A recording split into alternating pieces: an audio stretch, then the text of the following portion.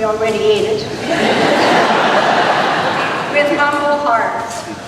In a world where so many are lonely, may we share this friendship with joyful hearts. And maybe we could just bow our heads in silence and today remember all those who have lost everything in the tornadoes, in the hurricanes, in the earthquake, in wars. We remember these people who are having very hard times.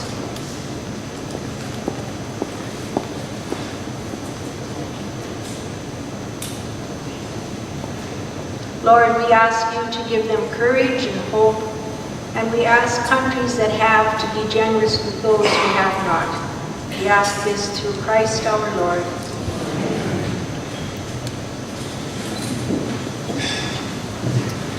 Thank you, Sister Diana. A few announcements before we get going. If you open your program, you'll find a questionnaire tucked inside. Just like always, please take the time to fill it out and either drop it in the box at the front or mail it in. And if you know someone who you think should be considered for these awards in the future, please write them down so the committee knows. We've got a silent auction with tons of great stuff up for grabs. You can check out all the goodies in Studio A, the room where you got your brunch this morning. The auction closes at 3:30 this afternoon, so make sure to get your bids in by there. And finally, no smoking in the building. Please turn off all cell phones. Now I'd like to introduce our head table. Every year I ask you to please hold your applause till the end, and every year you clap all the time anyways. So let's just carry on with tradition and start the applause now. We'll start way down at the end, my right, your left, with Member of Parliament David Lametti, Robin Robert, Sister Diana Liefers, Ron Coughlin, Lisa Beyer-de-Weaver, which is the best last name ever, by the way, the uber-talented Gino Durante, me, straight off a hockey rink in Calgary, Mr. Kevin Figsby, Sabrina Perot, Sister Lisa Perot, Howie Myers, Bill Mel, and my friend who still has a sports job, Stu Cowan. We have many former inductees with us today. I would take all afternoon to name them all. So if you've been inducted into the Hall of Fame, please stand up and give a little curtsy, give a little wave, and everyone put your hands together for the former inductees.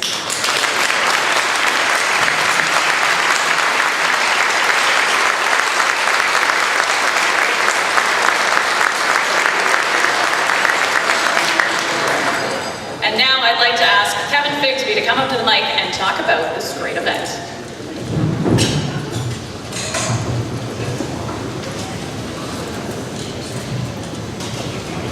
Ladies and gentlemen, Chantal Desjardins.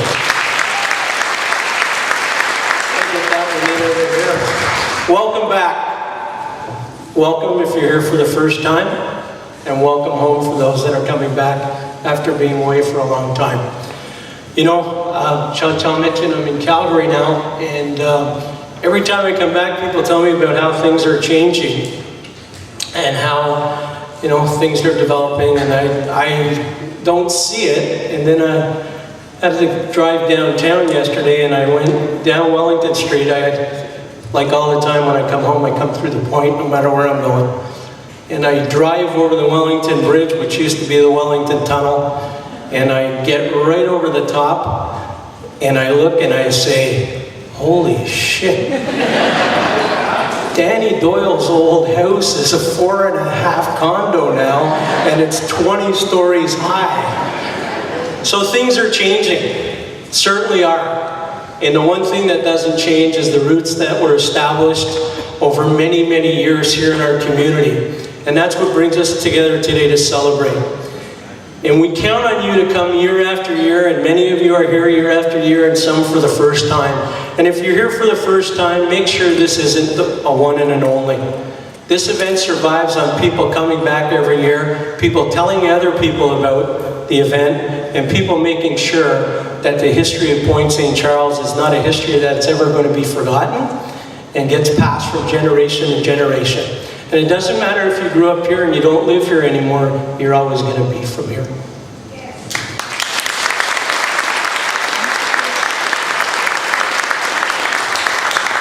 I'd like to start off by thanking the committee for their hard work and for the last 14 years of hard work in making sure that today's event happens. I'd like to thank Danny Doyle, Howie Myers, Rodney James, Glenn Cambridge, Darren McGuire, Sean O'Donnell.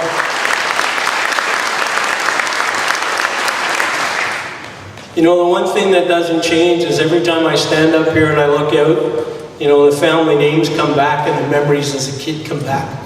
You hear Roger Doucette sing and I immediately think of Eddie Nolan and Ian Clyde standing in the boxing ring when Roger Doucette came down, and I could hear him practicing the Russian national anthem in the office up front. And when we came down, as we do on Thursday night, you never know who's going to be here. And you walk in the door and Nipper's here, and Dave O'Neill's here, and Gordy Bernier's here, and Wayne Myers is here, and nobody calls and says, can you come back? They just anticipate that that's what communities do. And our community is here today to remember the past, here in the present, and to celebrate the future. And later in the program, you'll see what's gone on from an academic perspective. But today we get to celebrate a lot of things. We get to celebrate 2 institutions in Point St. Charles, and you'll hear about those. Leo's Boys for sure. St. Columba House celebrating its 100th anniversary here in Point St. Charles.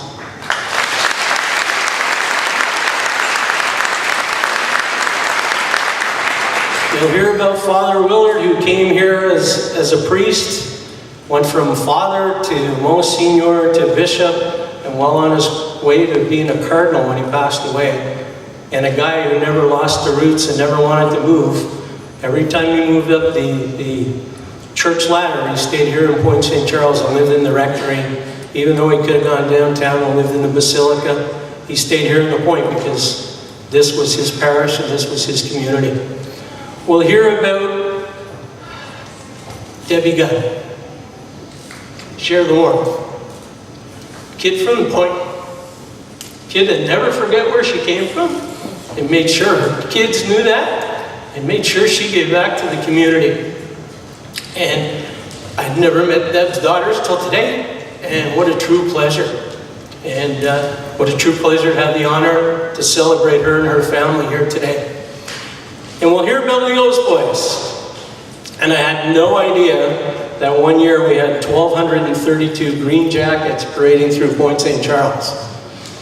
And Darren McGuire reminded me that a lot of kids pulled tickets to get those jackets, and if you were pretty smart, you took the butter knife, slid it in, and pulled out the free and the 5-cent ones so that you could win the end prize of $50 and tickets to a Canadiens game. So there were clever kids back in the Point, even back in the 60s and 70s. Ladies and gentlemen, thank you for being here. Thank you for helping us celebrate. And please sit back and enjoy your morning. Thank you.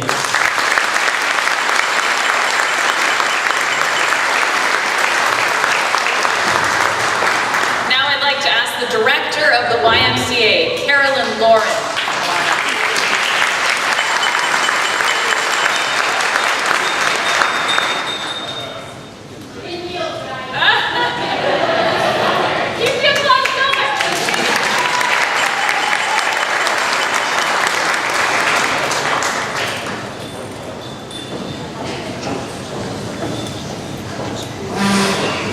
I'm used to fitness shoes, so you can imagine my heels are even just this high, they're not this high. Good morning, everyone. Thank you all for being here to honor our very special guests as they are inducted to this year's 14th Annual Hall of Recognition. Although not everyone is physically here with us today, we are certainly holding them in our hearts. It is truly something special to be standing before you for my 3rd year in a row now, and I'd like to take this opportunity to extend my gratitude for allowing me such an honor. My name is Carolyn Lauren, and I am the Point St. Charles YMCA Center Director. Like every year, we reunite together in our transformed gymnasium to celebrate the individuals who are to my right and to my left, and who have given more to our community than we can ask for. Thank you for having a positive influence on keeping our Point St. Charles history alive and for being there for our children, young people, and families in our community. Like the YMCA's mission, we believe in building stronger communities by providing opportunities for everyone to lead fulfilling, active, healthy, and engaged lives. When you are buying a ticket to today's celebration, you are buying more than a piece of paper, a good meal, and great company. You are directly contributing to changing lives for the better. As you know, not everyone gets the chance to learn, grow, and thrive in a welcoming and inclusive environment. When you give to the YMCA, you are helping so many people get the support and the opportunities they need.